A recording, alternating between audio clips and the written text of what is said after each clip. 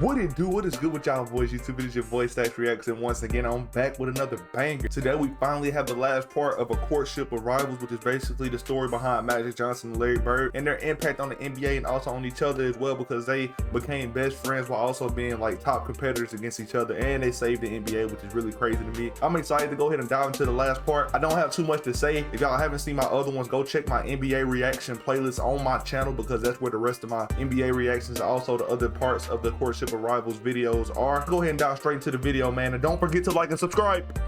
Last video, somebody said, oh, Stash, you got to make your webcam smaller. So here it goes. It's smaller now. Don't get on me too bad. This is the last part. We're going to let it ride out, baby. And maybe that's where the business thing started to get bigger and began to trump who they both really were. It polarized the whole idea of lunch bucket versus Hollywood, white versus black. Just cemented all the differences between them. Kids weren't wearing black gym shoes because they didn't want to be associated with the Larry Bird camp. You wore your white Converse. The basketball rivals had morphed into cultural warriors, and race, Oh, more than wow. ever, had become an unavoidable part of the conversation. Yo! But nothing about Bird and Magic had ever been as simple as black and white. One of the big reasons this rivalry became so emblematic of so many things is because it was an easy dichotomy for people to understand. True.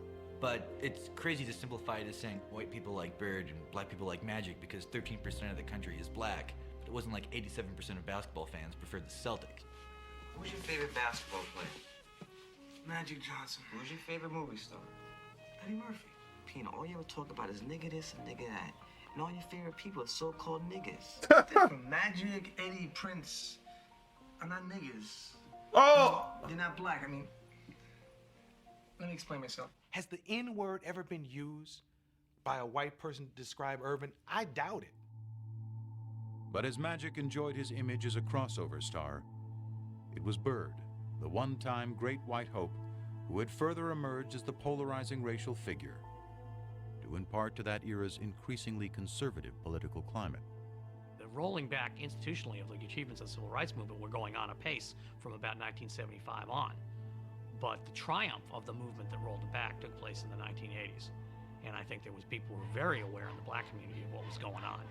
And I think there was a lot of sublimated frustration. And I think one of the ways it got sublimated was into basketball.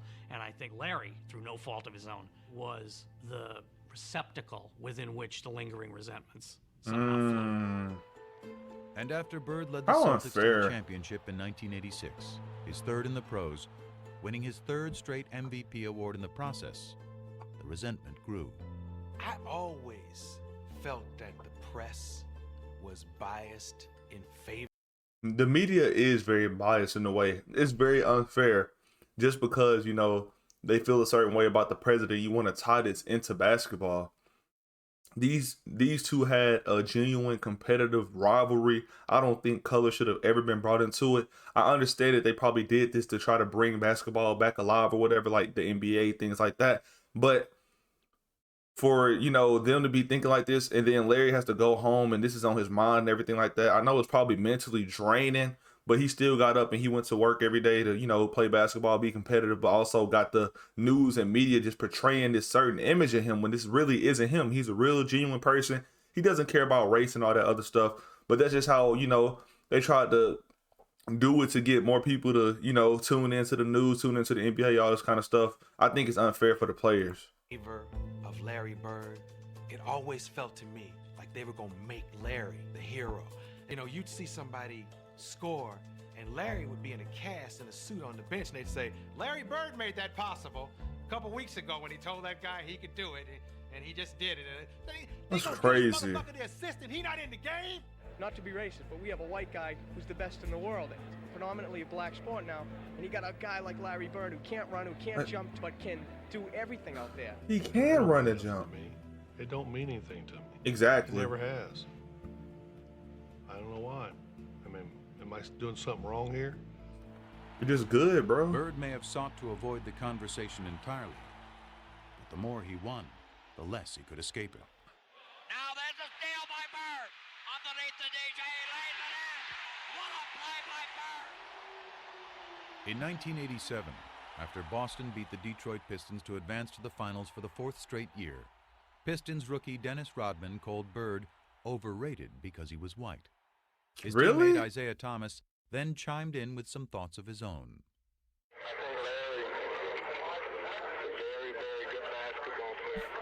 Real. He's an exceptional talent, but I'd have to agree with Rodman.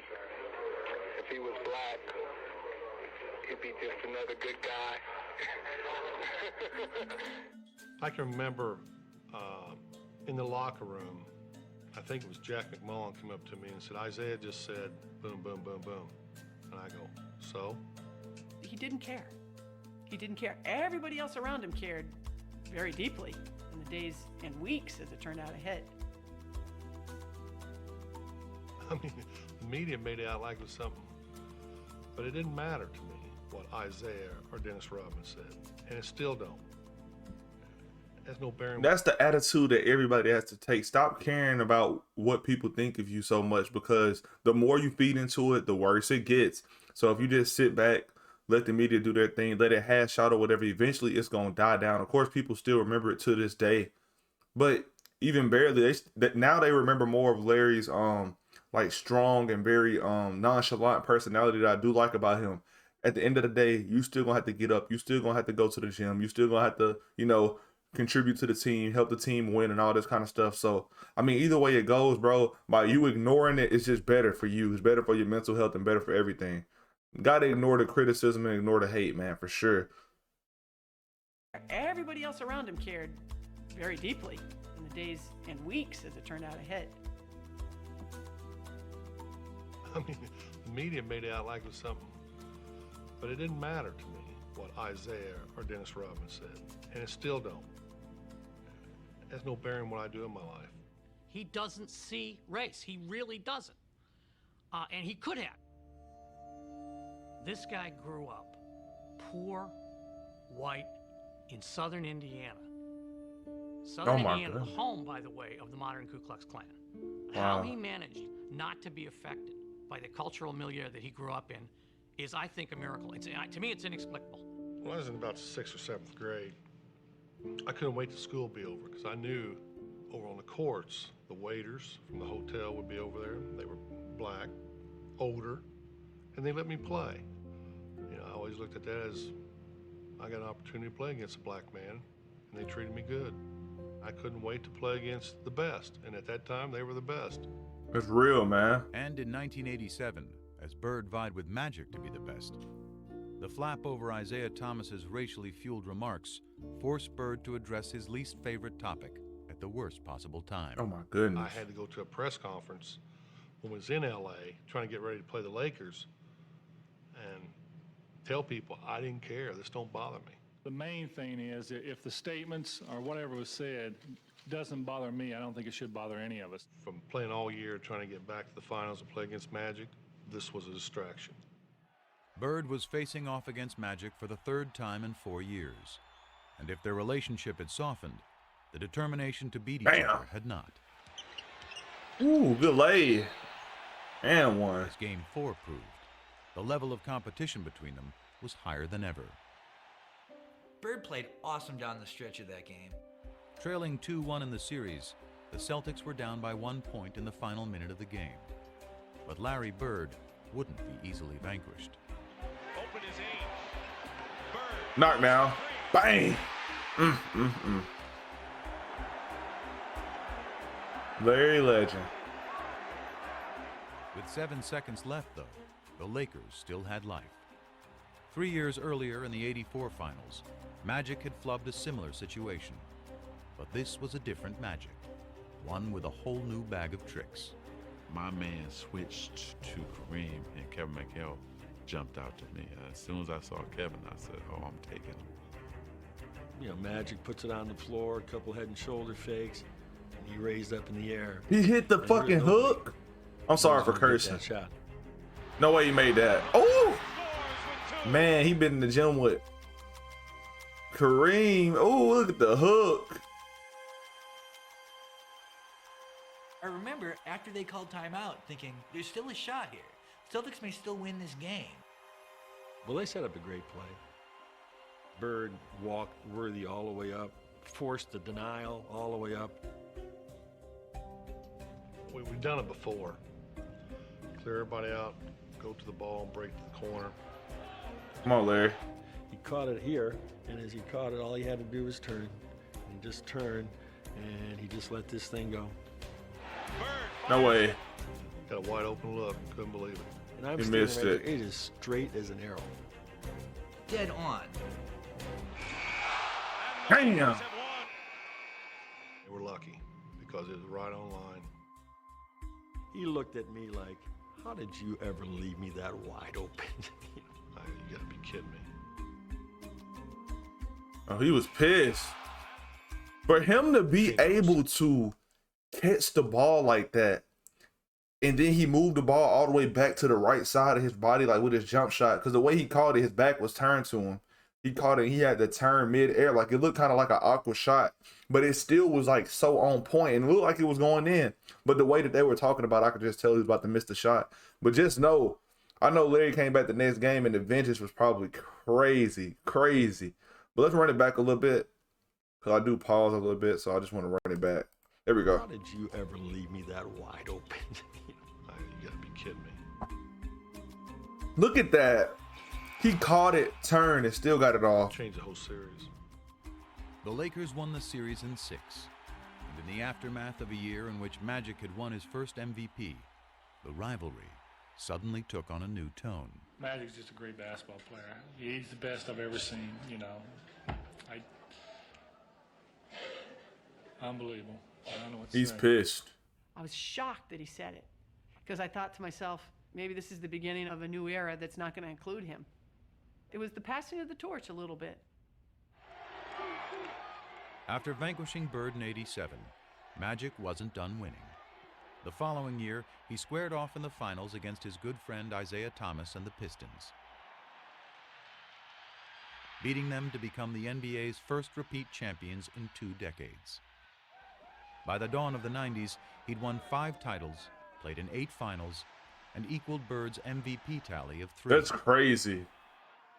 But the more Magic won, the less Irvin seemed to be around to reap the spoils. Once I tasted the champagne and the championship, I wanted more of that and more of that. So Magic kept growing because we were successful. And the persona and all of that came with that. The Prince of L.A. was now the king. And in Hollywood, being royalty had its perks. Oh, the ladies. What was Irvin Johnson's vice? Now, you know my publicist wants me to say winning. But women loved Irvin. Back then, before voicemail, they used to have these mail slots in the hotels where you leave your key. And when we get into a town, Irvin's mail slot would be so packed, and it would be just Susan and a phone number, Linda and a phone number, Joyce and a phone number. I mean, that was every city, knocking them down, man. Uh-oh. I was on top of my game as Magic, so I needed all that around me at that time. The women, the this, the that, Hollywood. Magic was living in a context of sybaritic excess from the minute he walked in the door, and he developed a sweet tooth for it. Sex with several women at the same time. Yeah. Like I said, women have different fantasies. Some want to be with 2 or 3 at a time. You know, one time I had 6 at one time. That's crazy. I really 6? do believe he looks upon Magic Johnson as a movie character he played. I think Irvin got overwhelmed in LA by what it meant to be a star. That's probably true that the Magic ego swallowed Irvin a little bit, but that's okay because I couldn't win 5 championships without that. Through all of this haze of women and money and fame and fortune, he still kept basketball at #1. He never seemed to lose that focus. Larry had 2 jobs his last 7 years of playing. It was playing basketball, and then it was... A lot of people, like, when their life starts to pick up so fast like that, it's kind of hard for them to stay used to that, especially when they're not used to it. It's hard for them to, like, grow accustomed to it. So they kind of just fall into it. So basically, he, became the king of LA, like they said. He started, getting all these different girls at one time, which led to him, the stuff that happened. Everybody knows about Magic Johnson, but that definitely is the fast life. That's something that a lot of people do, wish to have, but also you have to be able to still still be able to balance it out. You know what I'm saying? Not to fall too deep into it. You know what I'm saying? Because other than that, you can reap a lot of consequences with it. But let's keep it going. Him being committed to taking care of his back. He had first heard it in 1985, building the driveway at his mom's house back in French Lick. Larry decides to do it himself. This is Larry Bird, the superstar, out there breaking his back, literally shoveling gravel. And that was the beginning of a process. Country boy. I would see him on TV laying down, and then they told me that he had to lay down on planes, different things like that. And I was like, wow. As Magic soared through the prime of his career, Bird was breaking down. His deteriorating back and punishing style of play proving an excruciating mix. From 88 to 92, it was painful to watch. It was painful to cover. Larry is quite ornery when he's not feeling well, which means he was ornery for those next 4 years. He could manage the pain in a way that very few people can do. There'd be days he could come in the office and he couldn't stand up straight. But even after 2 ruptured Achilles tendons and surgery on his back in 1991, Bird kept going to work. Product of a lesson learned many years before, seeing the swollen ankle of a man long since gone. Well, we don't know if it broke or not, but it looked broke to me. Had to go to work and he had to get his boot on, and it took everything I had to help him get that boot on his foot. Then he stood up limping, and he says, well, I'll see you this weekend, because he was working construction at the time. And I was pretty amazed how he could fight through that all week, then come home on the weekend, and it was black and swollen, and he'd sit around on the weekend and put that boot on and go again. If you get paid to go to work, you got to go to work. It was a situation that he was seeing almost daily. That's a real man. Lost the structural stability in his spine. So it would slip into abnormal positions to try and lock itself to get an artificial stability. That's like getting your finger stuck in a door and somebody's still pushing on the door. So what we had to do was unlock his spine, realign it, do techniques that would hold that for 4 hours, 6 hours, that type of thing, and then he'd go play basketball. Oh my goodness, man. Every time I would play, I was wondering if I was going to be in a wheelchair. Was I ever going to be able to, walk on the beach or hold my kids? Damn, man. His pain and his quest for basketball became all-encompassing. Very few people really knew what Larry was living with, because this was Larry's issue, and there was no sharing of his pain. I probably should have retired in 88, 89, but kept going. It's that competition. Maybe one more chance, me and Magic could get together in the finals, but it never happened. Sorry, Larry. Sleeping, really, laying down, just waiting on the game, and phone rings, and the voice says, "Hey, you gotta come back to LA." And I said, "Okay, why?" "Well, I can't tell you until you get to LA." Uh-oh. So I said, "Okay." 2 hours later, he was in the office of Lakers team physician Michael Melman. Dr. Melman starts to tell me that, through the physical that I took, that they discovered that I had HIV. Oof. It's scary, man. Scary. First time ever in my life. I'm such a control freak, right? And do things the right way. I'm out of control. That fast life, y'all. Oh, it was everything. How is it possible? What happened? How did it happen to me? And my mind is racing, and then you're just devastated. Further complicating things, Magic had gotten married just 2 months earlier, and he feared the worst for his new bride, Cookie, who was pregnant with their first child. Oh, Lord, man. I don't know what's going to happen with my wife and my baby. I don't know what's going to happen to me. I don't have control of the situation, and I was lost just for that next 2 or 3 weeks. And after Magic learned neither his wife nor his unborn child were infected, he began revealing the news to his inner circle. The phone rang, and it was Magic's agent, Lon Rosen. And he said, Irvin's looking for you, call him. And I said, I'll call him when I get to Paramount. And he says, call him now. I said, Lon, I'll call him when I get to Paramount. I'll be there in 20 minutes. And he said, you got to call him now. Irvin's HIV positive.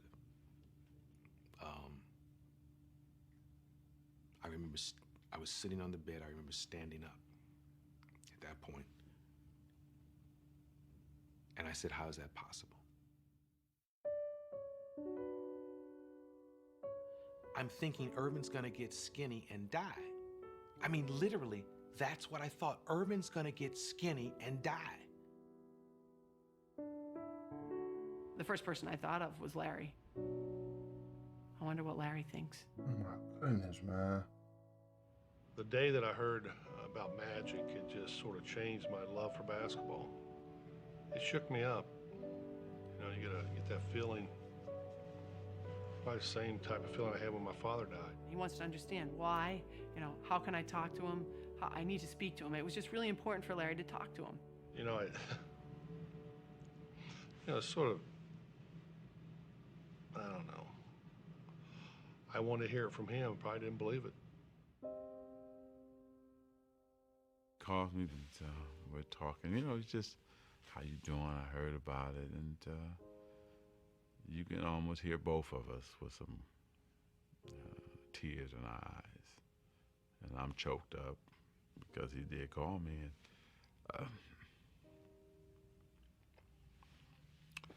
and when something happens,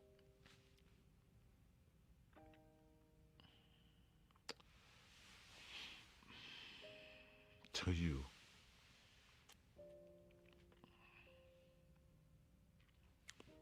Hey, man, if y'all friends are going through something like this, you know what I'm saying?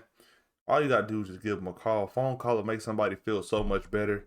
Family member, friend. But, it's just crazy because a lot of people had this during this time for sure. But, just because it's Magic Johnson, they got made public headlines. And, mentally, that probably was a lot. But for him to be able to, stick through it and fight through it is amazing. A lot of people joke about this, bro. I don't think there's nothing funny about it because it could happen to anybody. And, man, it's just, it's kind of making me a little bit sad to seeing him emotional like this. But I'm going to keep it going, y'all.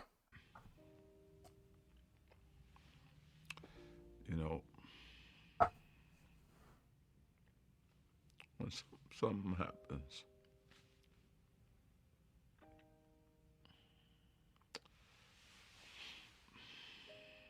to you,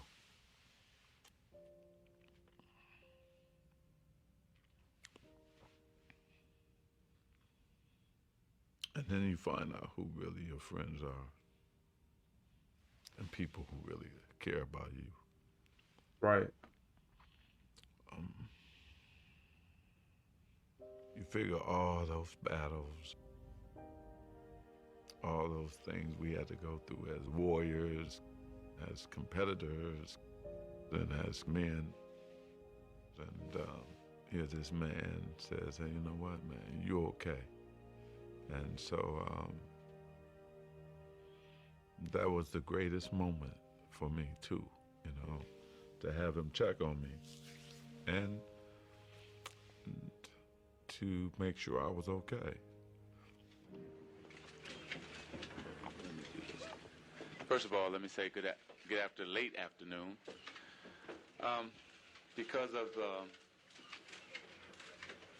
the HIV virus that I have attained, I will have to retire from the Lakers today. It's the only press conference I've ever been in where I've seen reporters cry. I mean, we thought this guy was in total denial. I plan on going on, living for a long time, bugging you guys like I've always have. We thought this smile was going to be wiped off his face forever, and he was going to die. And Still smiling, man. I just remember in the room, he was joking, and I'm sitting there looking at him crying, and he's like, Coop, man, I'm going to be okay.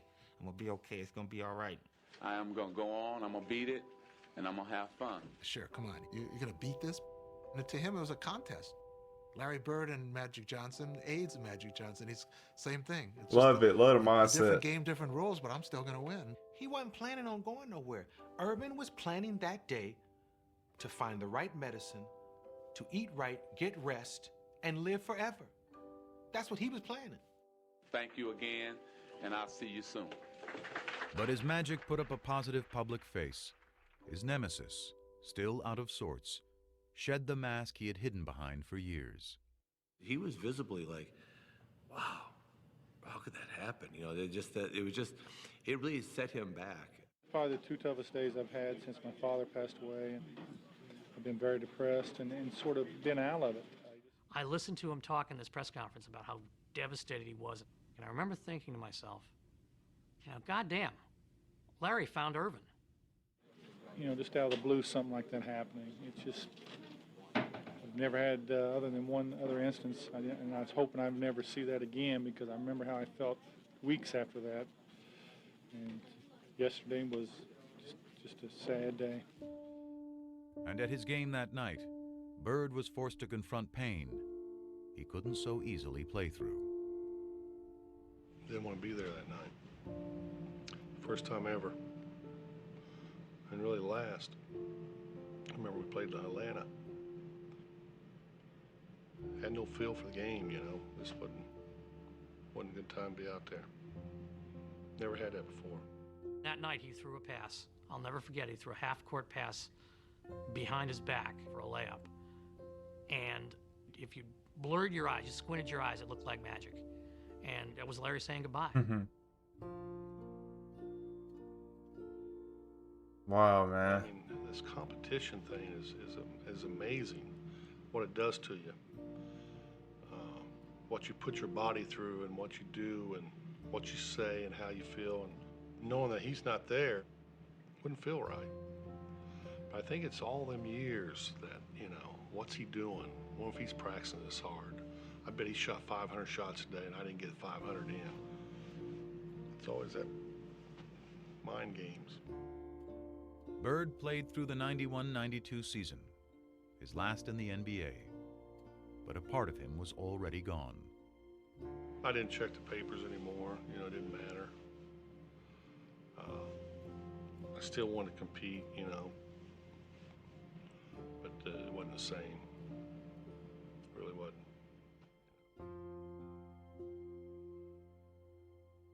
With the exception of that year when he was called Tragic Johnson, because on the basketball court, things didn't shake down properly. This is the first time I'm hearing ignorance. That's sick. Vicious, nasty things. There was some of my former teammates who had their own little things that they were talking about and why this happened to me. You know anybody else that's heterosexual that got it? Come on, man. You're in denial. I've been called gay, faggot, Urban's lover. I've been called all that shit. Lon Rosen got a call from Isaiah Thomas asking, you know, I keep hearing Magic's gay. And Lon said, well, for crying out loud, you know better than anybody he isn't. You're one of his best friends. And he said, well, we don't know what's going on in Hollywood. And the fact that Isaiah was questioning why he got this, I think it was really, really hurtful to him. That's so messed up, man. He used to say, you know, I don't want people to stop shaking my hand and giving me my hugs. He loves to be loved. And that's what bothered him the most, that people would change. Yeah. In relationship to him. He would show up at the Lakers facility to work out and to shoot some baskets, and he'd try to engage his teammates and say, hey, you want to play a little one-on-one before practice? And, oh, geez, no, I can't. I got to go get taped. Or, oh, geez, I got work to do. I got to do something else. The worst thing of all this, that I couldn't play basketball. I don't even think dealing with HIV. It was I couldn't play. The game, the surroundings was his whole world. That's his personality. When you take that away, you know, you're hurting. I knew he was hurting in a big way. the only sex is safe sex, and that's no sex. As basketball went on without him, Magic performed ably in his new role as HIV educator and spokesman. I'm helping every way that I can. But he still pined for the arena, which had made him a star. So when he was invited to play in the 1992 NBA All-Star game, he jumped at the chance, promptly stealing the show and winning MVP honors. Dang. See you, Magic. But that was just a warm-up. For the encore, Magic had up his sleeve. He's not done yet because we're going to go to Barcelona and bring back the gold for everyone here in the United States. Thanks, Larry. For the first time ever, NBA players would Charles be competing Barkley. in the Olympics. And Magic, armed with a message, was not about to miss the show. It would have proved to people that you were not going to get the disease playing against me. And then also for me too, personally, you know, it was therapy. It was a way to say, man, yeah, you get to do this one more time. There was also one other perk. I think playing with Larry was very important. That's something they talked about. I mean, he was going to be on the dream team. He was going to be with Michael. He was going to be with Barkley. But he was going to play with Larry. Magic kept saying to him, I just want to get you out on that court one more time. Let's just have one more sequence like we had all the way back in 1978. But it was interesting that with Magic being the one that was HIV positive, he felt great. He was in the best shape of his life. He had worked so hard to make sure he didn't go there as a token player. And here was Larry, who couldn't even practice, who could barely move. But you know what? Didn't matter. We were still together. You know. If you're a web designer, Oh, here are man. 4 Wix Studio features you gotta know. Oh, shut up. Who cares about Wix? Didn't matter. Hold me close and hold me fast. The magic spell you cast. This is La Vie en Rose. When you kiss me. And when he got his opportunity, he switched a few. I see La Vie en Rose. Mmm. And who's taking the last shot with the game on the line? When I got my opportunity, I still was Magic. Oh my goodness, what a fade. 14 years after they'd first crossed paths, the smiling kid from Lansing and the shy boy from French Lick were happily back together in Barcelona. But it took just one glance outside their hotel's front door each morning for them to see that as far as they had come, they were as far apart as ever. The only way you walk out that door if you wanted attention. But I asked this guy, I know, how can you get around this? There's got to be a way. Lo and behold, there was a side door. You can go wherever you want. I was going to tell him about it, but seeing that smile on his face, the closer you got to that front door, come on. He didn't want no side door, you know Irvin. And you go right in the middle of them. Turn the long way, sweetheart. There you go. I'm going out the front because that's who I am. I don't go out the back. Let's go, I Magic. go out the side. Love it, brother. That's not me. If you want to go somewhere in a hurry, there's a door that leads you there, and I found it. I respected him for that. And so, hell, I would try to find a side door for him. And we never tried to change each other. That's what made this relationship great.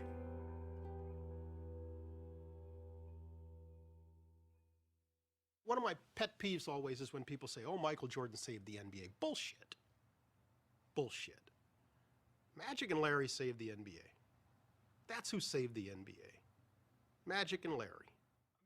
Magic and Larry. Bird and Magic. To the millions who once watched them, now more than ever, they are inseparable. A pair of athletes thrown together by the cosmos to compete. A pair of men who discovered a bond in the midst of that competition. Decades removed from the height of their rivalry, their bond endures. Two impossibly different men with a connection only they can fully grasp. It's almost like a private little club, and only the two of them are in it. And every once in a while, they need to show up to have a reunion and pay their dues to each other. But they don't need the day-to-day contact that most friends need. It's just not that kind of relationship. That right there is a real friendship. When you don't have to talk with somebody every day. Let's say you call them like a year. You didn't talk to this person in like a year. You call them. The conversation still feels natural. Y'all still got the same humor, same personality towards each other. Y'all don't change no matter what situation or, you know, how high or how much you elevate in life. Y'all still have that same bond. Those are the type of friends you need to keep around. Me, myself, I had to reevaluate my circle for sure. Now I probably only have like 3 friends, 2 or 3 friends that I talk to every day outside of my girlfriend. So just had to do that. And then I got to focus, lock in on myself, do this YouTube stuff, focus on my school. I'm at the best point in my life ever in college and all this kind of stuff. Just for reevaluating the people around me. I had toxic people around me who had toxic, you know, habits and behaviors, which kind of fed off on me. But after I kind of separated from that, that's why I respect my girlfriend. I tell her that so many times. Thank you for reshaping my mind and everything, because without you, I wouldn't be where I'm at. There's no telling where I'd be at right now without my girl. Seriously. And my real friends that I have around me. It's a good feeling when I know I'm going to see him, because he makes you feel good. You know, he really does. He's unbelievable. He's very private, but if he's your friend, man, you got a friend. He's so awkward, man. Look at him holding his arm. And Larry Bird is a straight shooter. He'll tell you when he don't like you. That's one thing I wish I could have from him. That he has that I don't have. I wish I had that. I mean, he walked in here, this whole room would change, and maybe that's what I always wanted to be, but I just couldn't. Wow, both want to be each other. It's crazy. All right, man, this is over. Courtship of Rivals basketball. Now, this one right here, man, it kind of hurts for me to see this come to an end, but amazing story behind this. This just increases my respect for Magic and Larry even more. These two definitely did save the NBA. They are the greatest, some of the greatest basketball players of all time. Magic Johnson being able to fight through, you know, what he went through is just amazing, man. That's why you got to take from this, no matter what situation you're in, no matter, you know, physical, mental, anything like that, that stuff is temporary. You can let it, you know, overwhelm you and shadow your life, or either you can continue pushing through and fighting through. That's what you got to do every day. You got to get up. You got to work hard. You know, you got to just, you know, work through those bad things, because bad days don't last forever. Health conditions don't last forever. It is what you make it, and that's what life is for sure. That's one thing I respect about these two. Also, at the end, seeing Larry wish that he had some of Magic's traits and Magic wishing he had some of Larry's traits, this shows that these two people were genuine friends. They definitely did idolize and look up to each other. And this was definitely more than basketball. And if you have a real true friend, text them right now and check on them. If you ain't checked on them in a while, check on your family members, stuff like that, because one simple phone call or text can change a lot. It really can change a lot, because a lot of these people are going through silent battles. They might wake up, go to work, smile in people's faces every day, but they are probably in one of the worst positions ever in their life, and they're just holding it in and bottling it up. So just check on them. Check on them for Stacks. If you made it this far, comment #StacksGame. Your boy Stacks Reacts is out. Peace.